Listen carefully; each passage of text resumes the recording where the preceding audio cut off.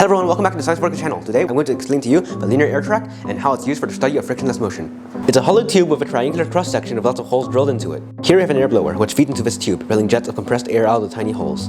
Sitting on top of this track will be metal gliders which are lifted, hovering almost frictionlessly above, on the air jets. This linear air track can be used to explore many different concepts of mechanics, however we'll only be using it to cover a few key demonstrations today. One important thing for these demonstrations to work is that the air track has to be leveled. The best way to check for this is by observing the behavior of the glider on it. If the glider floats gently above the track and shows no preference for the right or left end, your air track is ready for use, like the one I have here.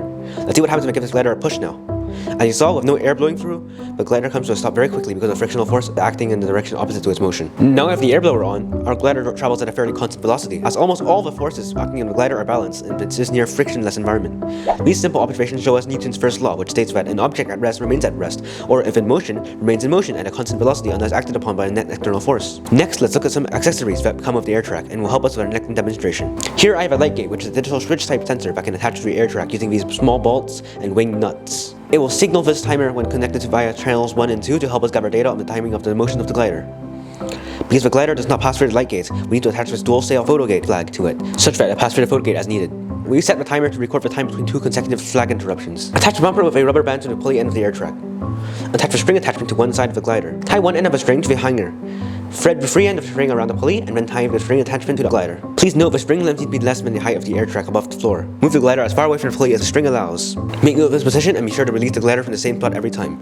With a small constant mass in the hanger, release the glider. Allow it to travel through the photo gate, but don't let it rebound back. On the table, record the mass of the glider, mg, the length the glider travels, L, the effective distance between the sails, and the time it takes the sails to pass through the photo gate, T. Repeat the several values of the mass on the glider. Record mg and t for each run. After the raw data, we can start our data analysis. For each run, calculate the average velocity of the glider as it passes through the photo gate. Since the initial velocity of the glider is 0, the acceleration is just given by a equals v2 over 2l. We can then calculate the acceleration for each run. Newton's second law tells us that, given a force on a system, the force will be equivalent to the mass of the accelerating system times the acceleration.